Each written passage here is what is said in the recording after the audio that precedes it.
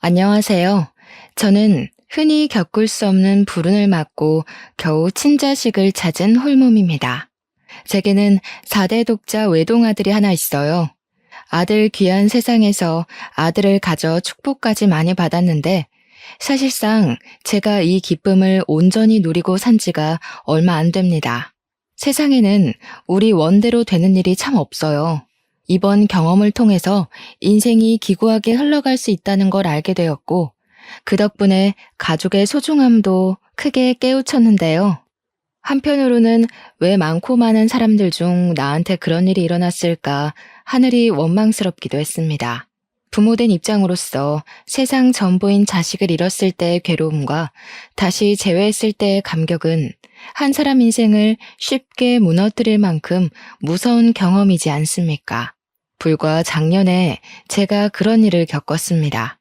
아직도 제게 일어났던 시련이 꿈이 아닐까 생각하네요. 지금부터 기구했던 저의 이야기를 들려드리겠습니다. 제가 청춘이었던 시대에는 대부분이 20대에 결혼을 해 아이를 낳고 가정을 꾸렸지만 저는 30대가 되어서야 시집을 갔습니다. 노산 때문인지 임신이 잘 되지 않다가 운이 좋아서 아이를 얻을 수 있게 되었어요. 임신한 지 한 7개월이 되었을 때쯤 산부인과에서 검진을 갔었는데 그때 뱃속의 아이가 아들이라는 말을 듣고 온 집안이 들썩이며 경사가 나섰습니다. 특히 시가에서 가장 많이 축하를 해줬어요. 시가 쪽에 남자 씨가 귀해서 남편도 3대 독자였거든요. 시부모님이 제게 표현을 하진 않았지만 항상 아들을 바라고 있는 기색이 드러나 저도 내심 아들을 원했었습니다. 며느리 입장이다 보니까 시부모님 기대에 부응을 하고 싶었으니까요. 제가 초음파 검사를 하고 온 다음 날 시가에서는 너무 기쁜 나머지 잔치까지 벌였는데요. 저희가 경기도 외곽 쪽에 살고 있어서 도둑 들지 않을 만큼 대문을 열어놓고 지내는 주택이었는데 그날 시부모가 동네 사람들까지 불러다 마당에서 고기 파티를 벌였습니다. 마치 조선의 왕후나 된 것 마냥 엄청나게 귀한 대우를 받아 저 또한 기분이 들떴던 날입니다. 그리고 제 남편 되는 사람은 보기 드물게 착하고 성실한 사람이었어요. 저를 만나기 전까지는 내내 일만 해서 여자한테 쑥스러움을 많이 타는 쑥맥이기도 했습니다. 시댁에서 전부 남편더러 결혼 못하고 혼자 살면 어쩌냐고 그렇게 걱정을 했다던데 저 덕분에 남편 인생이 구제되었다면서 그 부분 또한 시부모가 많이 칭찬해준 부분이었어요. 그렇잖아도 자기 아들 살렸다고 저를 좋아하는 상황이었는데 거기다 제가 아들까지 뵀으니 시가에서 저는 정말 왕후나 다름없었습니다. 세아가 네가 우리 집안을 살린 거다. 정말 고마워. 앞으로 네 건강은 이시엠이 몫이니 아무런 염려 말거라. 어쩜 이렇게 예쁜 며느리가 내게 들어왔을꼬. 원래 며느리 사랑은 시부라지만 저는 시부보다 시모에게 애정을 듬뿍 받았습니다. 친정엄마가 멀리 계셔서 시집살이 강도가 심하면 외로워서 어찌 견딜까 내심 걱정을 많이 했는데 시모가 알아서 제게 엄마 노릇을 자처해주니 그때만 해도 저는 시집살이도 하지 않았어요. 아들을 뵌 덕분에 친정에서도 받아보지 못한 대접을 받으며 등 따시고 배 따시게 지냈습니다. 그런데 중요한 건 이런 시모의 다정한 태도가 결국 가면이었고 길게 가지 못했다는 겁니다. 제가 출산하고 난 후 시간은 전부 저를 등 돌리고 아예 집 밖에 내몰기까지 했다는 거죠. 그 이유는 당황스럽게도 제가 아들이 아닌 딸을 낳았기 때문이었어요. 저도 상당히 혼란스러웠던 결과였습니다. 분명 초음파 검사로는 아들이라고 들었는데 낳고 보니 딸이라뇨. 제 아이는 조기 출산으로 태어났는데요. 품에 한 번 안아보지 못하고 인큐베이터 신세를 지게 되었고 저 또한 출산 후 바로 혼절을 하는 바람에 탯줄 끊는 아이를 눈에 담지 못했어요. 남편이랑 시모는 출산하는 동안 제 곁을 지켜주고자 했으나 일을 해야만 해서 함께하지 못했고 시부가 대신 밖에서 저를 기다리고 있다가 결과를 들었다고 합니다. 제가 잠깐 잃었던 의식을 되찾았을 땐 남편부터 시가들이 제 주위를 둘러싸고 있었는데 표정들이 하나같이 싸늘하게 굳어 있었어요. 저한테 늘 따스한 웃음만 보여주며 내 딸, 우리 딸 해주던 시모도 얼음장처럼 차가운 얼굴을 하고 있었습니다. 그렇게 차가운 얼굴로 뱉는 말씨는 제가 알던 시모 목소리에서 확 돌변해 있었어요. 깼니? 지금 정신없을 거 아는데 너 때문에 지금 온 식구가 발칵 뒤집어졌다. 내 뭐 하나 물어보자.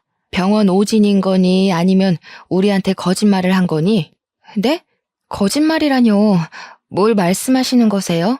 뭔가 오해하신 것 같은데 저는 한 번도 식구들한테 거짓말한 적은 없어요. 어머님이 제일 잘 아시잖아요. 그럼 대체 뭐야?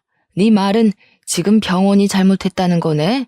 어떻게 아들인지 딸인지도 몰라, 애미라는 사람이.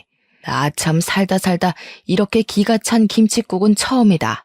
제가 의식을 막 찾았던 터라 정신이 없는 상황이어서 판단을 빠릿빠릿하게 못하고 있었는데 마찬가지로 당황해 있던 남편이 대신 흥분한 시모를 말렸고 시부모를 일단 밖으로 보냈습니다. 그리곤 제게 상황을 찬찬히 설명해 주었어요. 나도 어떻게 된 사실인지 모르겠어. 분명 아들이라고 한 거 나도 들었는데 나중에 와서 보니까 딸이더라고. 딸이면 뭐 어때? 요즘은 딸이 더 귀하대. 엄마 아빠는 옛날 사람이잖아. 너무 신경 쓰지 마. 제 뱃속에서 나온 아이가 딸이라고 말하는 남편의 발언을 듣고 제 사고 회로는 그것에서 멈춰버렸습니다. 좀 많이 놀랐어요. 태몽도 항소태몽을 꿔서 당연히 아들인 줄 알았는데 본의 아니게 시가에 제대로 한 방 먹여버린 셈이 돼버렸지만 곰곰이 생각할수록 시가 태도가 기분이 나쁘더라고요. 딸이라고 해서 시가 사람이 아닌 건 아니지 않습니까? 아들이든 딸이든 남편 씨를 받은 자식임은 틀림없고 자기네들한테도 엄연히 손녀잖아요. 또 저와 남편 사이에서 둘째가 날 수도 있는 거고요. 고작 아들, 딸 문제 때문에 이제 막 의식을 찾고 출산한 제게 그리 버럭 소리 지를 것까진 없지 않나요? 생각을 거듭할수록 너무 180도 돌변해버린 시부모 태도에 제가 더 서운해서 눈물이 났습니다. 하지만 제가 당당하게 사과받을 수 있는 기회는 처참히 무너져 버렸어요. 의사 선생님 하는 말이 이번 출산은 제가 노산이라 많이 힘겨웠던 시도였다고, 제 몸이 한 번 더 출산을 꿈꾸기엔 많이 버거운 상태라서 둘째까지는 힘들 거라고 말하는 거 아니겠습니까? 그 사실을 시가 사람들이 알자 제게서 아들을 보겠다는 작은 가망성까지 끊어내고서 등을 돌렸어요. 그래도 남편만큼은 제게 너무 과분하고 진국인 사람이었던지라 제 편에 서줬고 저는 오직 남편에게만 의지하면서 그렇게 딸을 키웠습니다. 남편은 정말로 아들이 아니어서 아쉬워하는 면이 없었어요. 딸이어도 괜찮다며 성심성의껏 같이 육아를 해줬기에 제가 그나마 버틸 수 있었던 것 같습니다. 그럼에도 시집살이는 피할 수 없었는데요. 신혼 초에도 없던 시집살이를 갑자기 하게 되니 제 몸과 마음이 배로 힘들더군요. 그때마다 남편이 먼저 웃으면서 고생 많았다고 손을 잡아주곤 했는데 그게 그렇게 큰 위로가 되었습니다. 하지만 이 세상은 저를 무너뜨리기 위해 작정이라도 한 것처럼 제게 유일한 사람마저 앗아가고 말았는데요. 남편이 전봇대 설치 시공하는 일을 했는데 동료 직원의 실수로 감전사고가 일어난 겁니다. 남편만 감전이 되어 그 높은 곳에서 그대로 추락해 바로 세상을 떠났다고 했습니다. 저와 딸만 보고 살았던 사람인데 제가 가는 길 봐주지도 못하고 그렇게 보내야만 했어요. 그날은 제 세상이 완벽하게 무너진 날이기도 했었습니다. 그래도 남편 마지막 길은 꼭 함께 해주고 싶었는데 그마저도 제겐 허락되지 않은 욕심이었던 거예요. 시모가 저를 장례식 입고도 못 밟게 했지 뭡니까? 우리 집안을 살릴 귀인인 줄 알았더니 순 원흉 덩어리였어. 내가 너를 집에 들인 게 천출의 한이다. 다신 우리 가문 앞에 낯짝 들이미는 일 없도록 해라. 2번 다시 내 앞에 나타나봐. 너랑 네 딸내미 아주 시궁창에 빠뜨려 버릴 테니까. 시모는 제 가슴팍으로 약간의 돈이 든 봉투만 팩 던져준 채 돌아섰어요. 저는 결국 빈소 안에 몸을 들이지 못하고 딸을 업고서 장례식장 주변만 돌았었습니다. 발인식 날 멀찍이 서 남편 떠나는 걸 보면서 그렇게 오열을 했던 기억이 나네요. 차라리 시가 사람들이 처음부터 제게 모질었다면 제가 이렇게까지 배신을 느끼진 않았을 겁니다. 저더러 3대 독자 남편 구제해준 것만으로도 고맙다고 절절 매던 시가들은 그저 욕심을 숨기고 있었을 뿐이었던 거예요.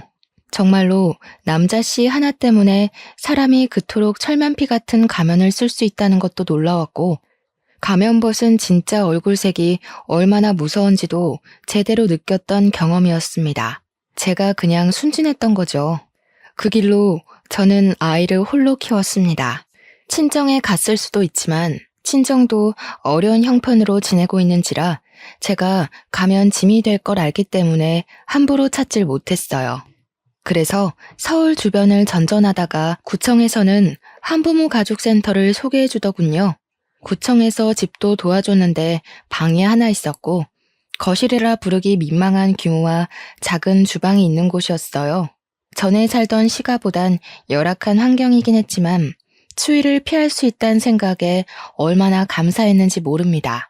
그리고 그 동네 단지에는 복지센터뿐만 아니라 저처럼 한부모 가정도 많이 산다고 들었습니다.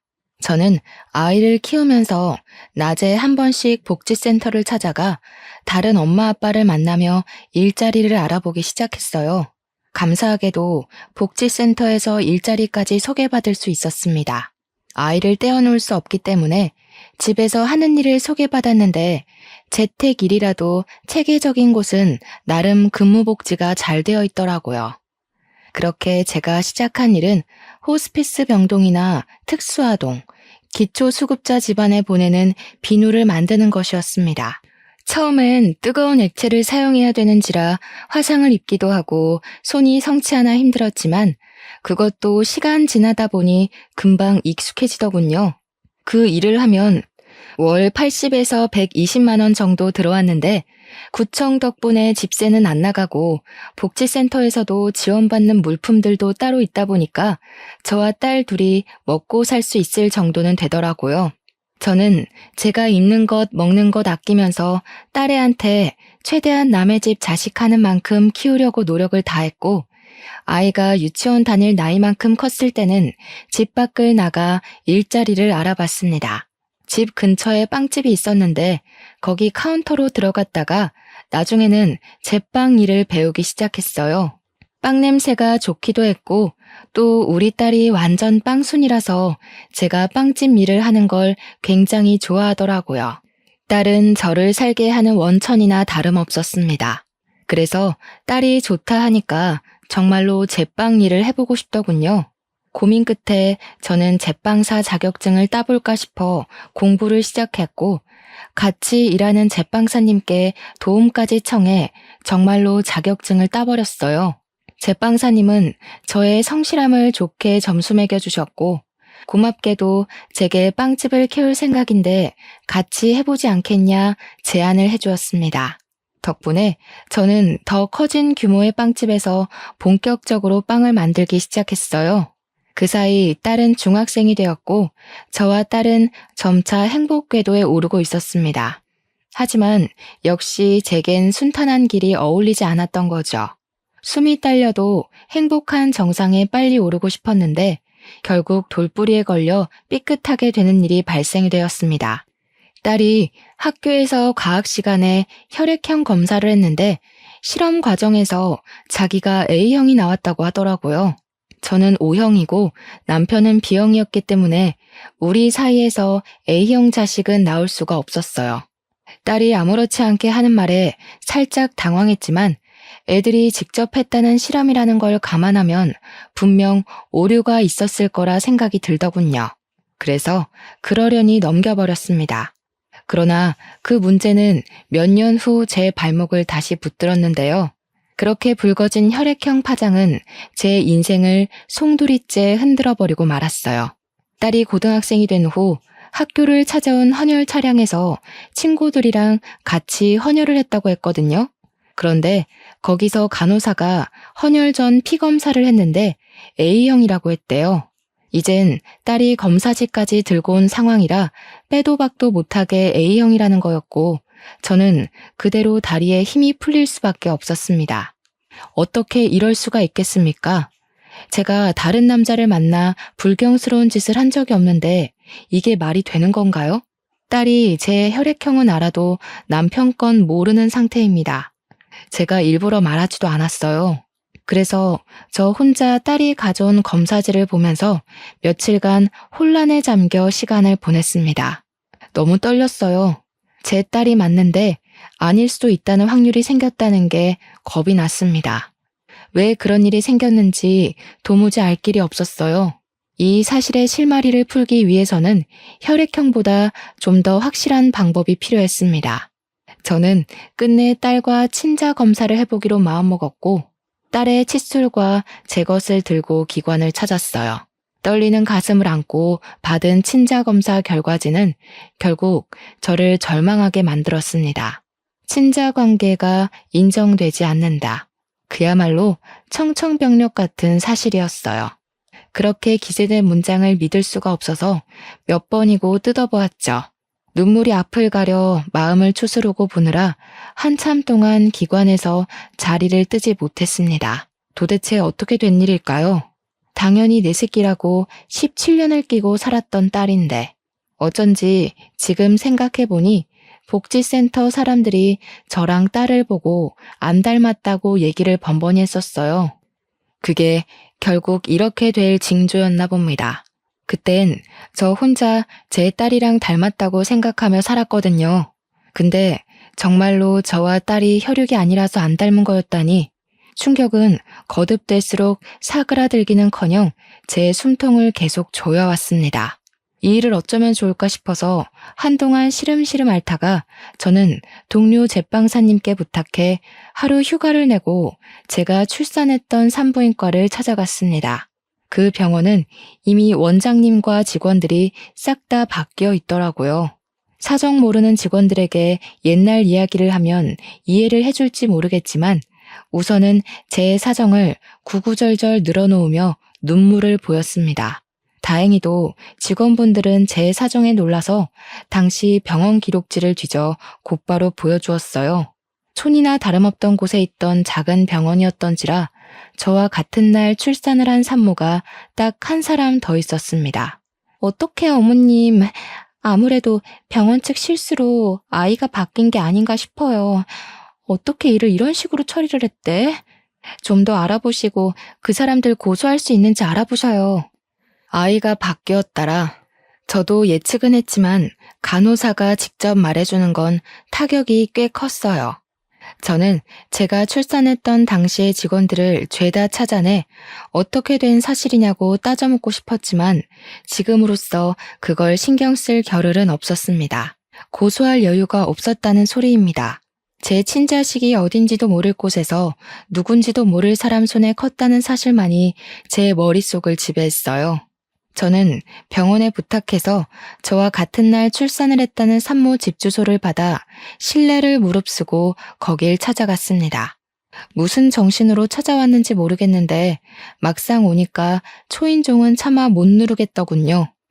만약 정말 아이가 바뀐 거라면 제 친자식이 이 집에서 아무것도 모르고 살고 있다면 과연 제가 친자식 앞에 이렇게 나타나도 되는 건지 이런저런 고민이 제 발목을 세게 쥐었어요.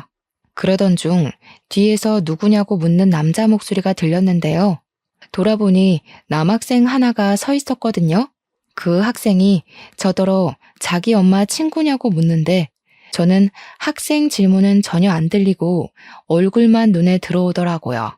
그리곤 그 남학생 앞에서 단숨에 눈물을 흘릴 수밖에 없었습니다. 정말 소름 돋게도 남학생의 모습이 죽은 제 남편과 똑 닮아있지 뭡니까? 죽은 남편을 마주하는 것 같아서 가슴이 너무 두근거렸던 저는 그대로 주저앉아 버렸습니다. 학생이 저를 급히 챙겨주며 집안에 들여주었는데 집안에는 이 학생과 함께 단란한 모습을 하고 있는 가족 사진이 참 많이 걸려 있었어요. 역시나 이 학생은 이 집 부모와 닮은 구석이 하나도 없더군요.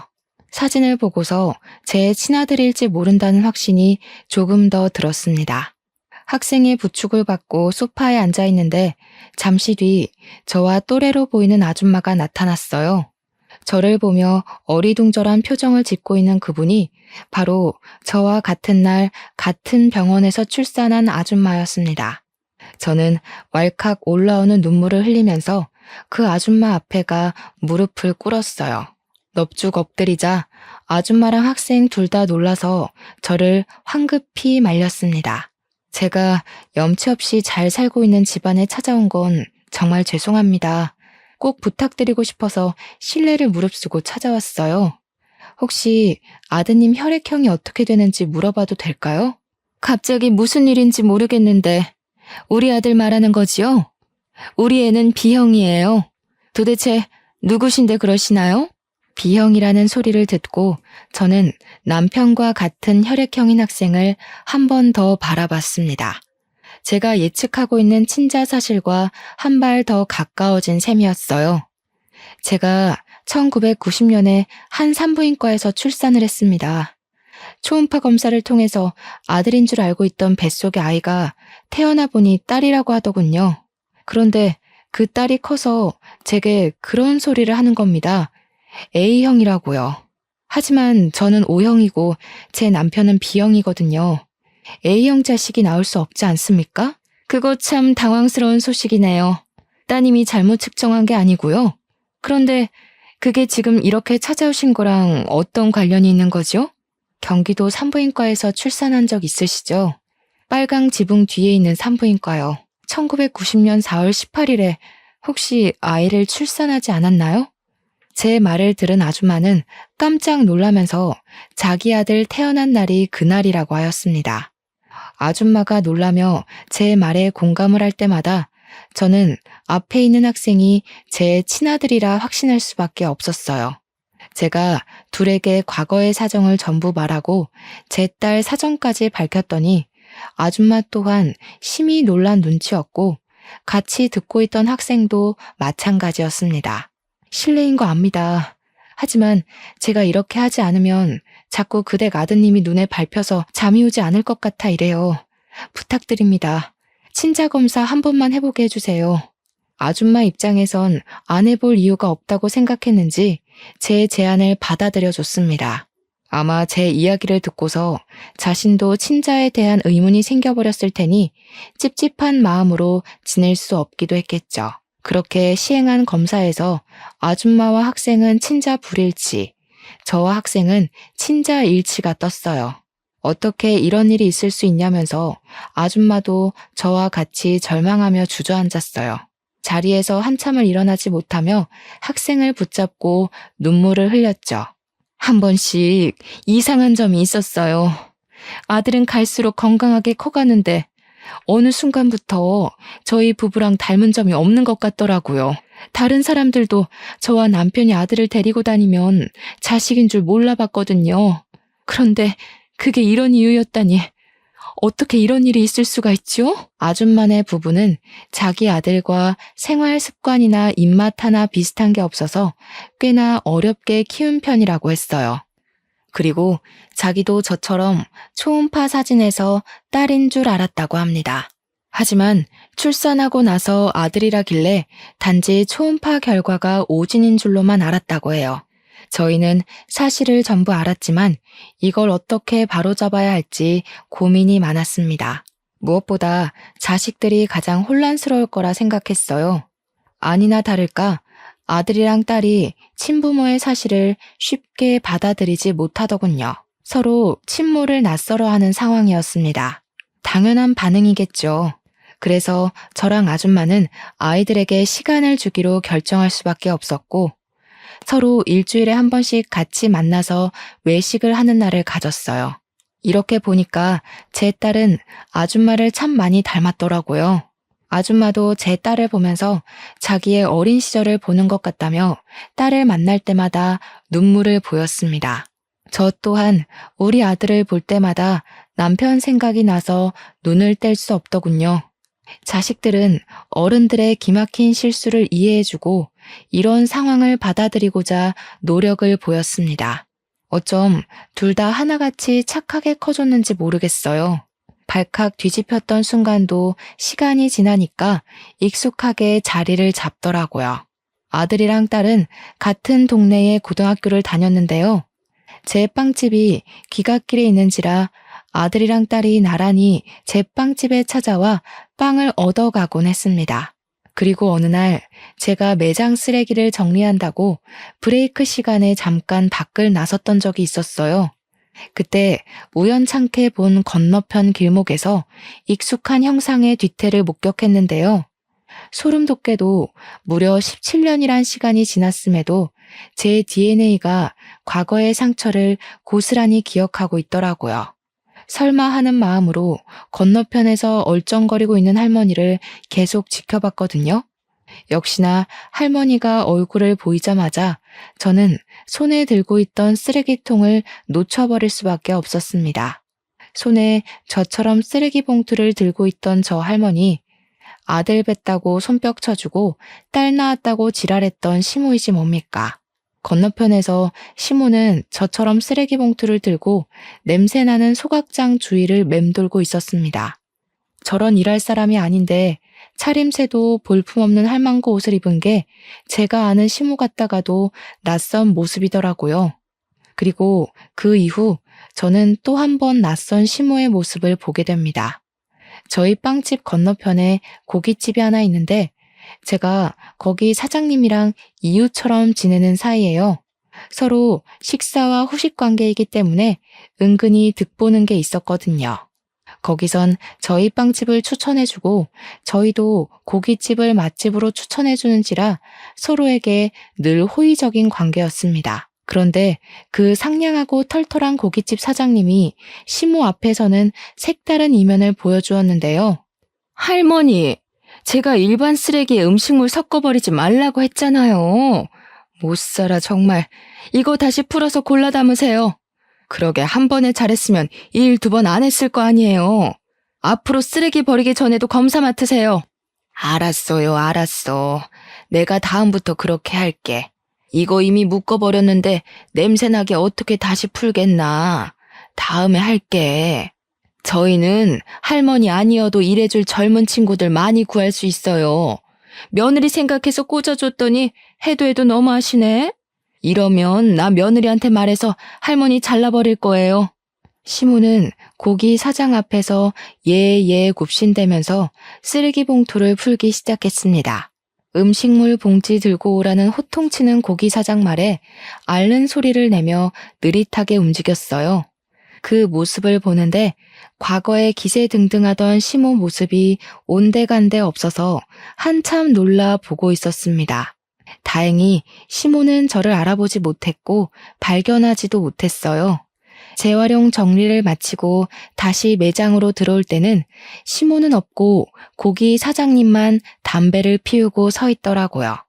여사장님이신데 상냥하고 친절하지만 좀 많이 터프하세요.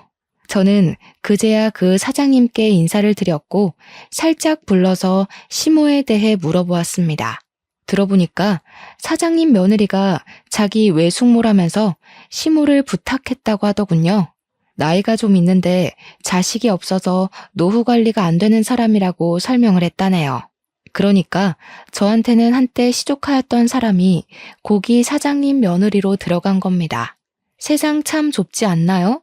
아무리 대한민국이 좁은 땅이라지만 서울 땅덩어리가 이 정도로 쉽게 과거 인연을 접할 만큼 작진 않은데 신기한 일이었습니다. 어쨌든 시모가 남의 집 종처럼 별 볼 일 없이 살고 있는 건 맞는 것 같았어요. 그렇게 나를 자기 만족에 이용하는 도구처럼 여기더니 결국 자기도 남의 가게에서 도구로 굴려지는 삶을 살고 있었네요. 저는 고기 사장님께 부탁해서 시모가 쉬는 날이 언제인지 일정을 물었습니다. 시모와 두 번 다시 마주치지 않기 위해 물었던 건데 그게 훗날 제게 큰 수혜로 다가올 줄은 몰랐어요. 어느 주말 아들이 우리 집을 찾아온 적이 있었는데요. 혼자 연락도 없이 갑작스레 왔길래 버선발로 뛰쳐나가 무슨 일로 왔냐고 다정하게 받아줬습니다. 아들 하는 말이 자기 아빠가 어떤 사람인지 궁금해서 왔다고 하더라고요. 갸륵한 마음에 감동받아 울컥했지만 너무 자주 눈물을 보이는 것 같아서 애써 참고 제 남편 사진이 담긴 앨범을 아들에게 보여줬어요. 아들은 자기가 봐도 자기랑 닮은 남편의 젊은 시절 모습에 처음으로 눈물을 보였습니다. 아빠 되는 사람이 친자식이 누군지도 모르고 돌아가셨다고 하니까 이상하게 마음이 쓰여요. 아빠라고 불러드리고 싶은데. 아빠는 이미 너를 보고 계실 거야. 네가 이렇게 우리를 인정해준 것만으로도 우리한테 할 몫은 다 했어. 너무 자책하지 말았으면 좋겠다. 그러려고 널 찾은 게 아니니까. 저는 아들의 진심이 너무 고마워서 저는 아들을 안아주며 다독였습니다.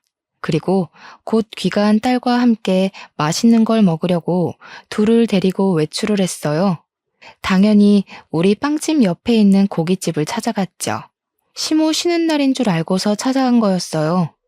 딸의 친모는 약속이 있어서 못 온다고 한 게 좀 아쉬웠네요. 딸이랑 아들은 이제 제법 친해져서 친구처럼 지냈습니다. 보고만 있어도 세상을 다 가진 것처럼 흐뭇하더군요. 그때 제 귀로 어딘가 익숙하고 소름 돋는 목소리가 들려왔는데요. 정말이지 하늘은 제가 한순간이라도 마음 편히 누릴 수 있는 여유를 안 주는 것 같아요. 일부러 시모 없는 날인 걸 알고 고깃집을 찾았던 건데 그렇게 피하고자 했던 시모 목소리가 제 귀를 때리는 거 아니겠습니까? 아유, 미안하다니까. 사돈끼리 참 팍팍하게 구네. 이 정도 묻은 거는 손님들이 몰라요. 다 사람이 하는 일인데 어떻게 완벽할 수가 있겠어? 직장에서 사돈, 가족 그런 게 어딨나요? 할머니 자꾸 이런 식으로 하면 일 못 써요. 이거 처음부터 다시 다 닦으세요. 아니면 오늘 일단 깎아서 드릴 겁니다. 엮이고 싶지 않았는데 돌아보니까 역시나 지난날처럼 시모가 고기 사장한테 갈굼을 당하고 있더군요. 조금 더 가까이서 본 시모의 모습은 상당히 세월을 직격탄 맞은 얼굴이었습니다. 시부모 둘 다 꼬부랑 할매 할배가 돼서 수익이 없다 보니까 이런 수모까지 당하면서 일을 하고 있는 것 같았어요. 하긴 효도해줄 아들이 세상을 뜨고 없으니 자기들 손으로 노후를 벌어먹고 살 수밖에 없겠죠. 저는 그런 시모를 무시하고서 애들을 데리고 계산을 하기 위해 사장님께 말을 걸었습니다. 그랬더니 시모가 먼저 저를 알아보고 아른 체를 하더군요. 아니 애미야, 네가 여긴 어쩐 일이니? 어머나, 이 애들은 다 누구야? 설마 너 그새 재혼해서 애 하나 더 낳았니? 제 딸도 버젓이 서 있는데 시모는 제 아들만 뚫어져라 쳐다보았습니다. 그 모습을 보니까 과거에 아들 좋다고 미쳐 날뛰던 시모 모습이 생각나는 거 아니겠어요? 제 아들이 남편을 좀 많이 닮은 편이었는데 그게 시모 눈에도 그랬나 봐요. 여전히 저를 함부로 밀치면서 제 아들 앞을 차지해 손을 덥석 잡더라고요. 애미야, 이 아이는 누구니? 어쩜 우리 아들이랑 이렇게 똑 닮았을까? 우리 아들한테 숨겨둔 자식이 있었다고 해도 믿을 지경이네. 너는 아빠 이름이 어떻게 되니? 제 아들에게 접촉된 시모 손이 더럽게만 느껴져서 저는 시모의 손을 딱 내치며 제 아들을 뒤로 숨겼습니다. 그리고는 차라리 모든 사실을 알고 고통받으라고 시모한테 숨김없이 제 사정을 다 밝혀주었죠. 그러자 시모가 훗날의 처지도 모르고 기함을 하면서 기뻐하더라고요. 마치 과거에 제 초음파 소식을 듣고 동네 잔치를 벌였던 것처럼요. 아이고, 그럼 그렇지. 내 아들이랑 이렇게 닮았는데 내 손주가 아닐 리 없지. 세상에나 어떻게 이런 일이 다 있다니. 내가 네 할미다, 아가야. 과거에는 저 상냥한 가면에 속아 시모를 엄마 같다는 가증스러운 생각까지 했었는데 지금 보니 저 용심만 가득한 얼굴을 왜 몰라봤나 싶네요. 아기 시절에 그나마 안면 텄던 제 딸한테는 일체의 관심도 없고 그저 얼굴 처음 본 아들만 붙들고서 구역질 나는 애교를 부리고 있으니 보고 있는 저까지 얼굴이 찌푸려졌습니다. 세월이 지나도 변함없는 시모 태도가 기가 차서 저 아이들한테 먼저 집에 가 있으라고 하고 시모 앞을 다시 한번 막아섰어요. 뭐 하는 짓이니? 아직 내 손자 이름이 뭔지 묻지도 않았는데 건방지게. 다시 데려오너라. 내 아들 자식이니 이제부터 내 품에서 키울 거야. 어련하시겠어요. 남자씨의 미친 눈은 어디 안 가나 봐요? 남자씨 마른 집에서 혹독하게 굴려졌으니 그쪽도 당한 만큼 저한테 갚아주고 싶었겠죠. 저를 갈구면서도 원래 며느리들은 다 그렇게 배우는 거라고 하셨죠? 잘 들으세요. 그런 건 내리사랑이 아니라 횡포라고 하는 거예요. 우리나라에선 그게 신고도 되는 범죄고요. 얘가 뭐라고 하는 거야? 말버릇이 왜 이렇게 싸가지 없어졌어? 내가 그래도 한때 너한테 시엠이 되는 사람이었어.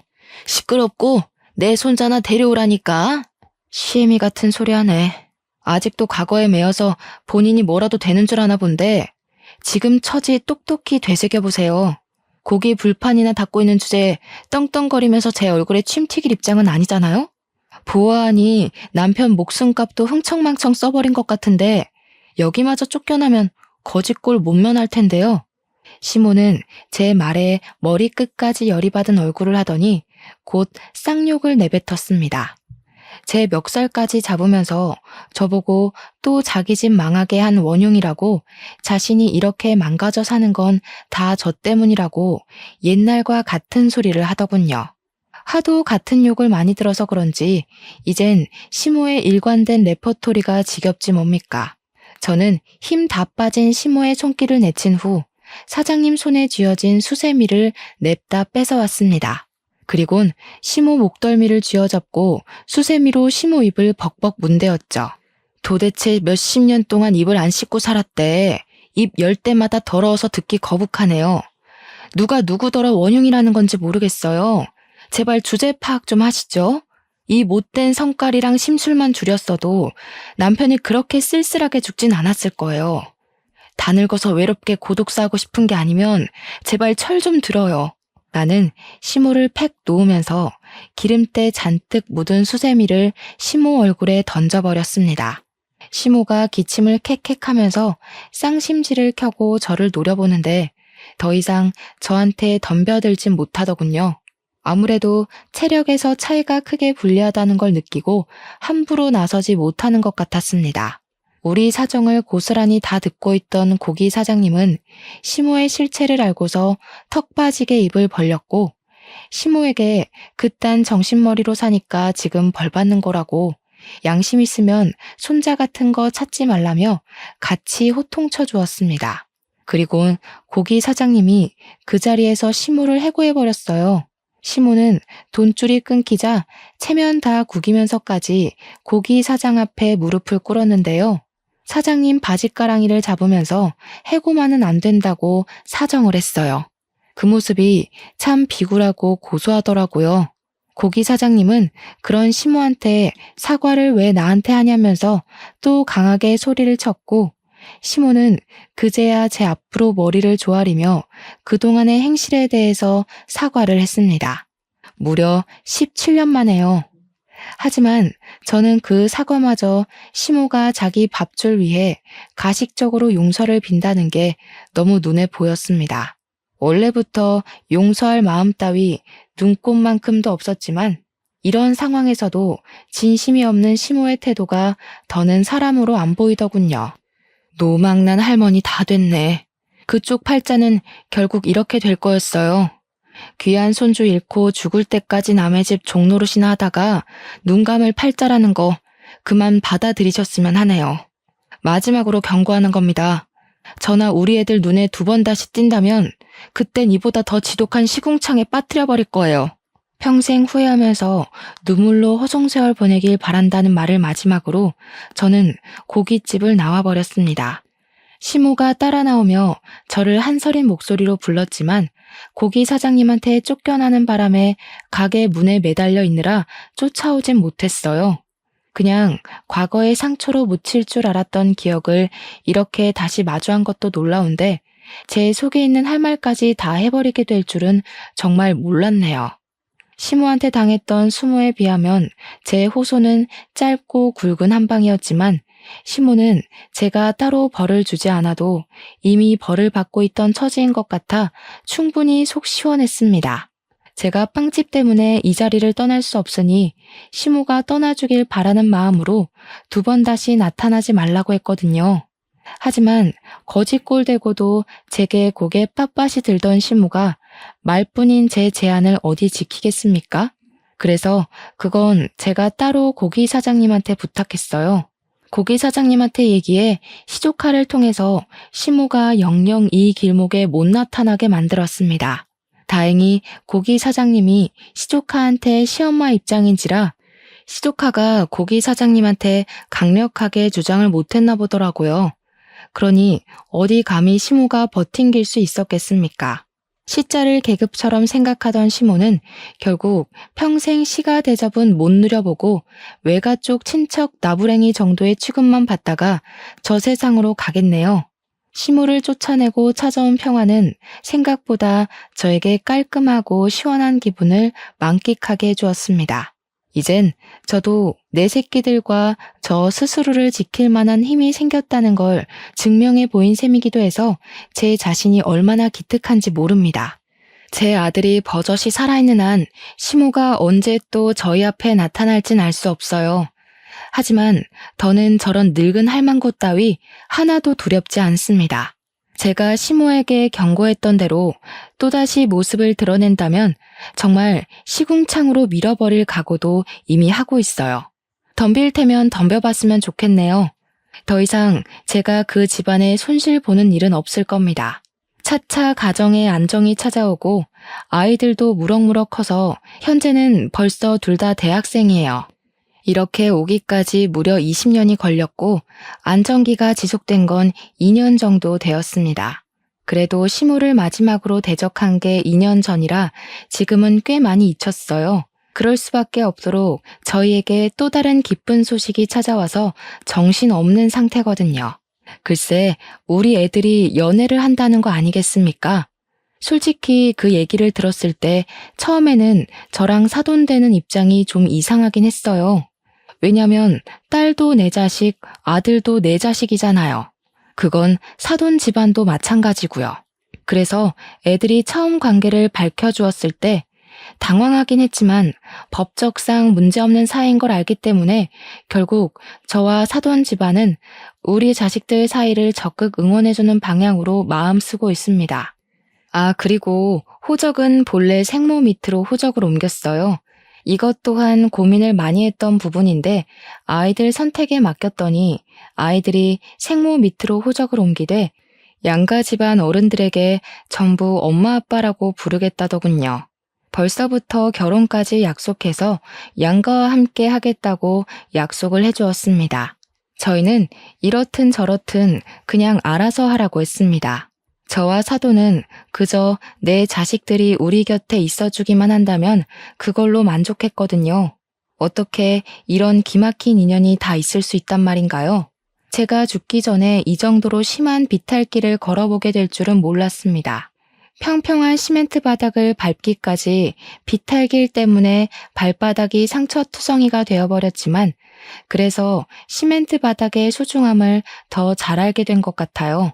지금의 행복이 남들보다 2배, 3배로 소중하고 기쁘다는 걸 말씀드리고 싶었습니다.